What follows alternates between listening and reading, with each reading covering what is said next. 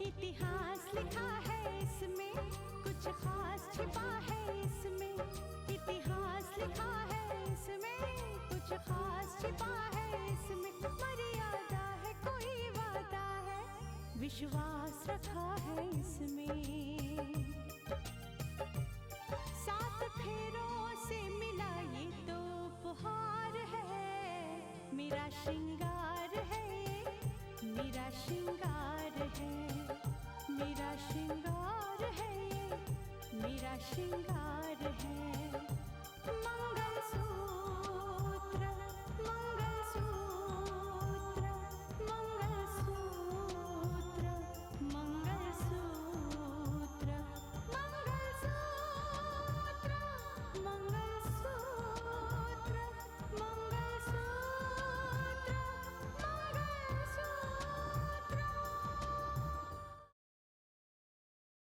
लेकिन सुंदर मामा ने आज तक कोई भी प्लान इनके सामने कभी डिस्कस नहीं किया। जाहिर सी बात है, इन पर तो मैं अपनी उंगली भी नहीं उठा सकता। भैया, अब आप एक पति नहीं बल्कि पिता बन चुके हैं, और कल को आपका बेटा पैदा होकर आपसे ऐसा ना कहे कि आपने पिता होने का फर्ज नहीं निभाया। ये कैसी बातें कर रहा है तू? दुनिया की नजर में तू मेरा सौतेला भाई जरूर है, लेकिन मेरे दिल से पूछ मेरे दिल से, जिसने तुझे हमेशा अपना सगा समझा। अरे बहू की चाल देख के बता रहा हूं मैं कि लड़की ने जन्म देगी, ना कि लड़के ने।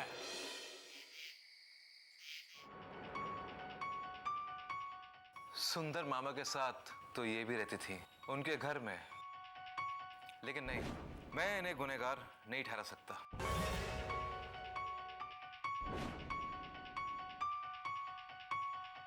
क्योंकि उस घर में रहना इनकी मजबूरी थी।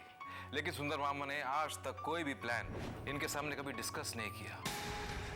जाहिर सी बात है, इन पर तो मैं अपनी उंगली भी नहीं उठा सकता।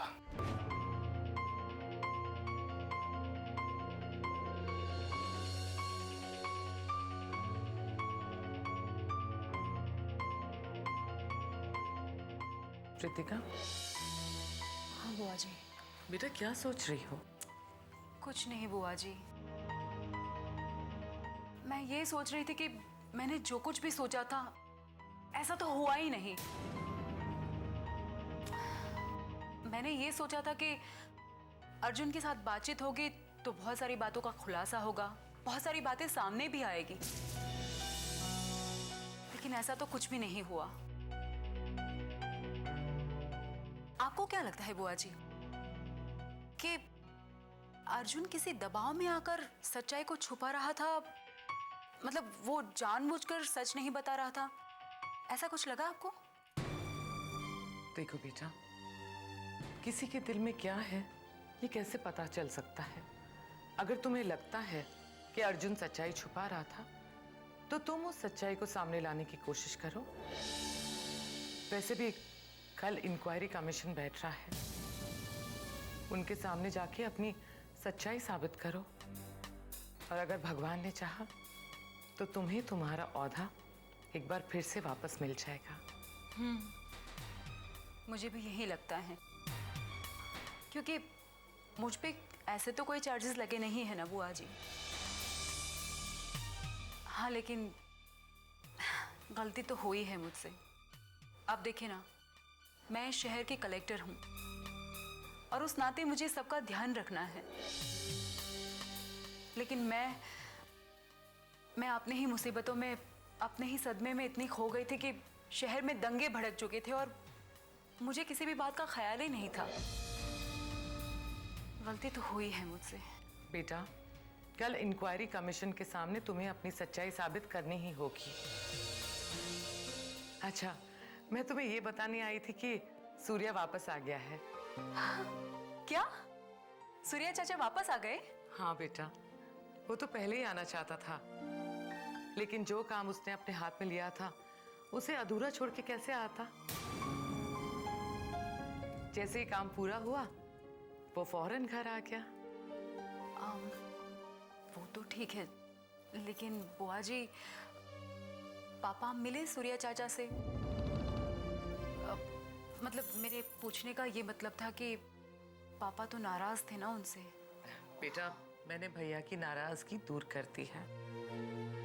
बेटा, कई बार रिश्तों में दरारें पड़ने लग जाती हैं। उन दरारों को रोकने की बहुत जरूरत होती है, वरना रिश्ते आगे कैसे चल पाएंगे। मैंने भैया की नाराजगी तो दूर कर दी, और सूर्या, उसे अपनी गलती का एहसास पहले से हो चुका था। शायद आप ठीक कह रही हैं बुआ जी। आपको पता है, जब से आप इस घर में आई है ना, सब कुछ ठीक हो रहा है। ये घर बिखरा हुआ था, आपके आने से धीरे धीरे ये घर जुड़ रहा है।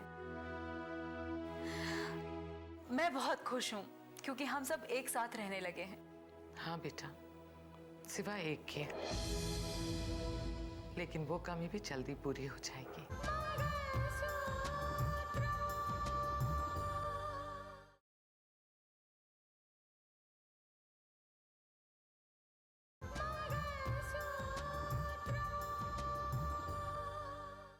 लेकिन वो कमी भी जल्दी पूरी हो जाएगी। मुझे पता है बुआ जी, आप किस कमी के बारे में बात कर रही हैं, लेकिन मुझे अब किसी से कोई उम्मीद नहीं है और ना ही करनी है। मैं खुश हूं अपनी जिंदगी से। दरअसल बुआ जी, एक उम्मीद को कायम करने में जितनी खुशी होती है ना, उससे कई गुना ज्यादा गम तकलीफ होती है जब वो उम्मीद टूटती है। इसीलिए मुझे अब कोई नहीं चाहिए अपनी जिंदगी में। मैं खुश हूं, मुझे किसी से कोई उम्मीद नहीं है। और अब तो वो भगवान भी यही चाहता है, इसलिए उसने मेरी कोख में नन्ही सी जान को भेज दिया। अब वो ही मेरी हिम्मत है, वो ही मेरा सहारा है। उसे के सहारे पूरी जिंदगी काट लूंगी। मैं खुश हूं बुआ जी, मुझे किसी की कोई जरूरत नहीं है। नहीं रितिका, ऐसा नहीं है बेटा। एक बच्चे को सिर्फ माँ नहीं, अपने पिता की भी जरूरत होती है, उसके प्यार की भी जरूरत होती है। बुआ जी, पूरी दुनिया में ऐसे कितने खुशनसीब बच्चे हैं जिनको माँ और बाप दोनों का प्यार मिलता है। नहीं बुआ जी, ऐसा नहीं है। मेरा बच्चा भी जिएगा, खुशी से जिएगा। मैं उसे इतना प्यार दूंगी कि उसे किसी और की जरूरत ही नहीं महसूस होगी। मुझे कोई नहीं चाहिए अपनी जिंदगी में।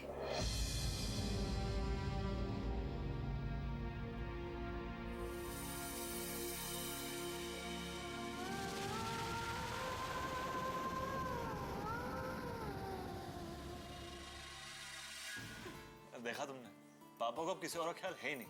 अगर ख्याल है तो बस तुम्हारा। जब से माँ बनी हुई ना, सबको इतनी फिक्र हो गई तुम्हारी। जब भी माँ को फोन करता हूँ, पूछती है साक्षी कैसी है, उसका ख्याल रखना, उसकी देखभाल करना, बोलती रहती, चुप ही नहीं होती है। तो अच्छा है ना, अब अगली बार जब माँ जी फोन करेगी ना, मैं माँ जी से कहूंगी कि राहुल मेरी कितनी देखभाल करता है, राहुल मुझे कैसे खुश रखता है, कितना ख्याल रखता है मेरा। अरे अरे, कैसी बात करी, तो तुम्हारे मेरे बीच की बात है ना, माँ को थोड़ा ना बतानी है। अरे तो क्या हो गया, मुझे कोई फर्क नहीं पड़ता, मैं तो बताऊंगी माँ जी को। पक्का बता दोगी? हाँ। सोच लो। सोच लिया। कहोगी? हाँ ऑफ कोर्स कहूंगी। अरे माँ जी है, कहूंगी। अच्छा, बोलोगी बोलोगी बोलोगी बोलोगी अभी बताओगी? बताओगी? हाँ बताऊंगी। बताओगी? और मैं माँ जी से ये भी कहूंगी कि बोलो। नहीं बताऊंगी, नहीं बताऊंगी। अच्छा साक्षी, एक बात बताओ, तुम्हें क्या लगता है, हमारा बेटा होगा या बेटी? मुझे नहीं पता, तुम ही बताओ। अरे मैंने पहले पूछा, तुम बताओ, ये क्या बात है? पहले तुम बताओ। फिर से देख लो, फिर तुम्हें बताना पड़ेगा। नहीं बताऊंगी। अच्छा। अरे क्या करे, हमारे बेटे को तकलीफ होगी। ओह, बेटी को, मतलब बेटी को नहीं? हाँ, मैं चाहती हूँ कि हमारा बेटा हो, नन्हा मुन्ना सा, जो पूरे घर में शरारत करे, बिल्कुल मेरे जैसे। नहीं, मैंने तो सोचा था कि इस घर में एक छोटी सी नन्ही सी परी आएगी, जब हंसेगी तो लगेगा जैसे पूरा घर हंस रहा है, और जब चलेगी तो उसके पायल की खनखन से ऐसा लगा जैसे कहीं दूर सितार बज रहे हैं। बस बस, सितार बाद में बजेंगे, अभी के लिए बेटा होगा। देख लेना, कुछ भी हो बेटी होगी। बेटा होगा। बेटी। बेटा। बेटी। बेटा। बेटा। आ? बेटा। अच्छा ठीक है बाबा, मुझे पूरा विश्वास है बेटी होगी। अगर बेटा हुआ तो तुम्हें खुश देखकर मैं खुश हो जाऊंगा, और बेटी हुई तो तुम मुझे देखकर खुश हो जाना।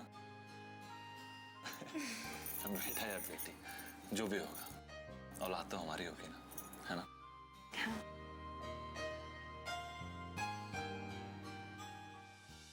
मानस, ये क्या बकवास कर रहे हो तुम?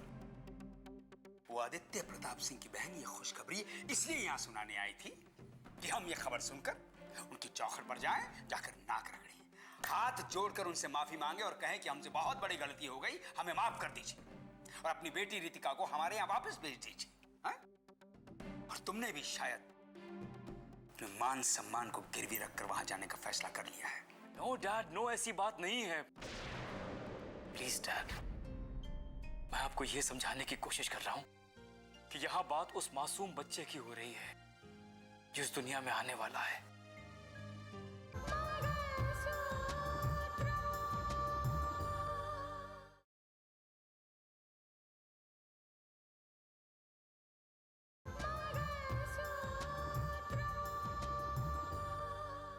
कि यहां बात उस मासूम बच्चे की हो रही है जो इस दुनिया में आने वाला है। और सच तो यह है डैड कि वो मासूम मेरा खून है, हमारे खानदान का वारिस है। चाहे कुछ भी हो जाए, मैं तुम्हें उनकी चौखट पर जाने की इजाजत नहीं दे सकता, हरगिज़ नहीं दे सकता। Dad please tell me, Ritika का कसूर क्या है? क्या किया है उसने? कभी आपके सामने अपनी जबान खोली है? कभी आपका अपमान किया है उसने?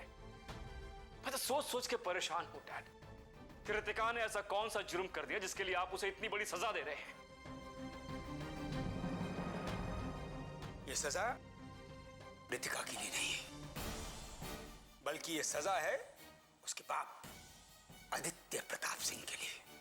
एक औरत के लिए 3 लोग तड़पते हैं, एक तो उस औरत का बाप, दूसरा उस औरत का पति और तीसरी उस औरत की औलाद। रितिका की अभी औलाद तो पैदा हुई नहीं, तुम तड़प रहे हो क्योंकि तुम उसके पति हो। आदित्य प्रताप सिंह को तड़पना होगा क्योंकि वो उसका बाप है और वो तड़पेगा। उसकी सजा यही है कि हमारे यहां से रितिका की कोई खोज खबर ना ली जाए। डैड आप ये भूल रहे हैं कि रितिका के बाप को सजा देने की कोशिश में आप अपने खुद के बेटे को सजा दे रहे हैं। वो 3 इंसान जो रितिका के लिए तड़पेंगे, उसमें से एक आपका बेटा भी है। हाँ, मैं जानता हूं, और इसीलिए मैं अपने बेटे से इतनी उम्मीद तो रख सकता हूं कि वो अपने बाप के मान सम्मान का ख्याल रखेगा, अपने बाप के मान सम्मान के खिलाफ गलत कदम नहीं उठाएगा।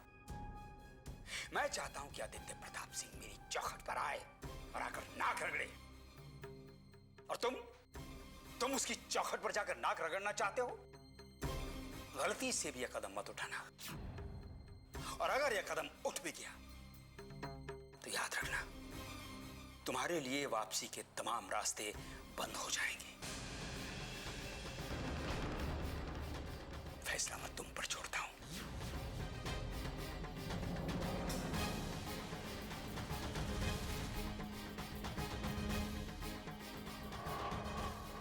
तुम उसकी चौखट पर जाकर नाक रगड़ना चाहते हो? गलती से भी यह कदम मत उठाना, और अगर यह कदम उठ भी गया तो याद रखना, तुम्हारे लिए तमाम रास्ते बंद हो जाएंगे।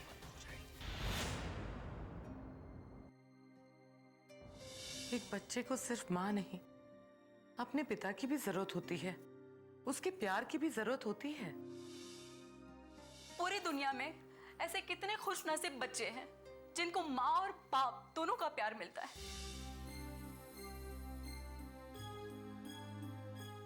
सचमुच कैसे कहूं कि तू नसीब वाला है, और फिर तुझे अपनी बदनसीबी की वजह कैसे मान लूं? तो क्या कहूं तुझे मैं?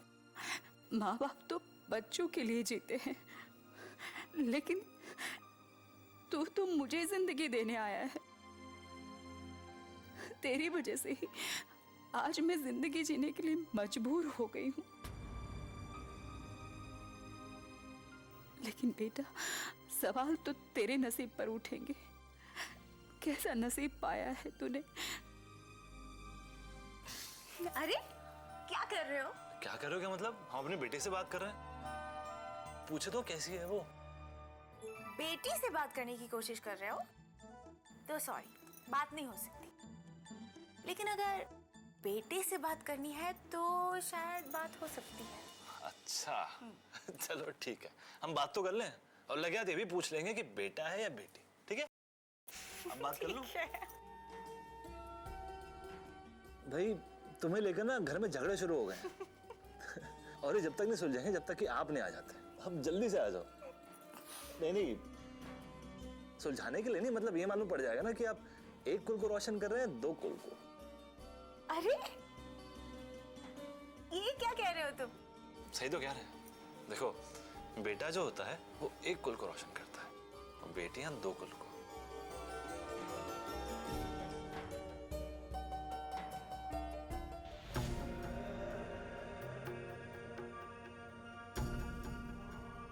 मुझे कोई फर्क नहीं पड़ता, मुझे सच में कोई फर्क नहीं पड़ता कि तुम बेटा हो या बेटी।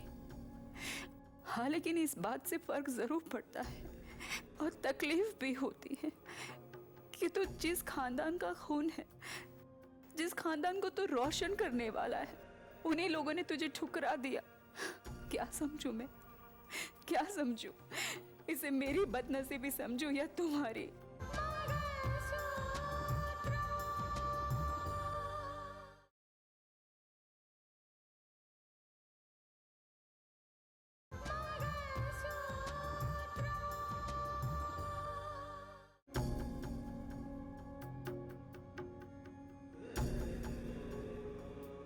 आपकी पत्नी रितिका मां बनने वाली है। तुम उसकी चौखट पर जाकर नाक रगड़ना चाहते हो? गलती से भी यह कदम मत उठाना, और अगर यह कदम उठ भी गया तो याद रखना, तुम्हारे लिए वापसी के तमाम रास्ते बंद हो जाएंगे।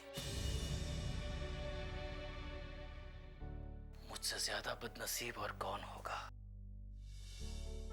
अपनी औलाद के लिए ना कोई खुशी मना सकता हूं मैं, ना उसके बारे में कोई बात कर सकता हूं। शर्मिंदा होके रह गया हूं मैं अपने आप से, अपने ज़मीर से। आज ऐसा लगता है कि पूरी जिंदगी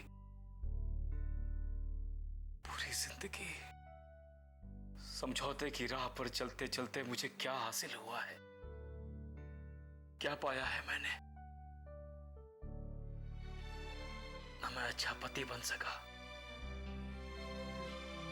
ना अच्छा पिता। कुछ हासिल नहीं हुआ मुझे। You know, राहुल, तुम सचमुच एक आदर्श पति हो। हमेशा अपनी पत्नी को खुश रखने की कोशिश करते हो। तुम्हारी हर बात मुझे खुश करने के लिए होती है। मुझे पूरा विश्वास है कि एक अच्छे पति होने के साथ साथ तुम एक बहुत अच्छे पापा भी बनोगे। और हमारा बेटा बहुत ही खुशनसीब है। इसलिए नहीं क्योंकि मैं उसकी माँ हूँ, पर इसलिए क्योंकि तुम उसके पापा हो।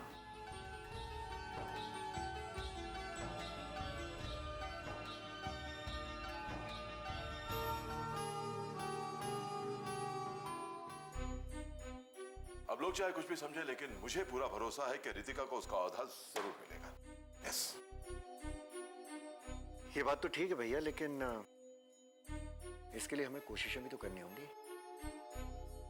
क्योंकि अगर इंक्वायरी कमीशन ने रितिका को सस्पेंड किया है तो इस बात से साफ जाहिर ये होता है कि रितिका इंक्वायरी कमीशन की नजरों में गलत साबित हो चुकी है। हाँ, मैं मानता हूं कि रितिका से गलती हुई है, लेकिन सच्चाई तो यह है कि उस वक्त रितिका की मानसिक हालत ठीक नहीं थी। She was upset, Surya. She was mentally disturbed. भैया, इस हालत के बारे में हमें इंक्वायरी कमीशन को बताना चाहिए। आप लोग बिल्कुल फिक्र मत करो। मैंने आयोग को एक चिट्ठी लिखी है जिसमें मैंने ट्राई टू एक्सप्लेन एवरीथिंग। अगर वो समझ लें तो अच्छा हो जाएगा। देखो, जिन दिनों शहर में दंगे हो रहे थे ना, उसी दिन शारदा की मौत हुई थी। शारदा के डेथ सर्टिफिकेट के साथ मैंने डॉक्टर की एक रिपोर्ट भी आयोग को भेजी है जिसमें लिखा है कि because of a mother's death, मां की मौत की वजह से रितिका मेंटली डिस्टर्ब थी, उसका मानसिक संतुलन ठीक नहीं था। देखो, कोई छोटा मोटा हादसा नहीं हुआ था उसके साथ, उसकी मां की मौत हुई थी सूर्या। आई एम श्योर कि आयोग वाले जो भी हैं वो भी इंसान है हमारी तरह, वो समझेंगे इस बात को और लीनियंट होंगे रितिका के साथ, मुझे भरोसा है। आपको पूरा विश्वास है भैया कि रितिका को उसकी नौकरी दोबारा वापस मिल जाएगी? मुझे तो उम्मीद है, बाकी ऊपर वाले की मर्जी, देखते हैं। मैं भगवान से प्रार्थना करूंगी कि रितिका को उसका खोया हुआ औधा एक बार फिर से वापस मिल जाए और जो राज छुपे हुए हैं वो सारे राज, उनका खुलासा रितिका कर सके। ऐसा ही होगा कावेरी, ऐसा ही होगा, trust me, it will happen. मैं इस घर में आप लोगों की कामयाबी का जश्न देखने नहीं आया, बल्कि आप लोगों की खुशियों को मिट्टी में मिलाने आया हूं। इस तरह सबको इस घर से अलग करने आया हूं कि एक दिन इस घर में आपके आंसू पोंछने वाला कोई भी ना हो और आप खुद ये सब कुछ मेरे नाम कर दें। आपको आंसू भी दूंगा मैं और पोंछूंगा भी मैं।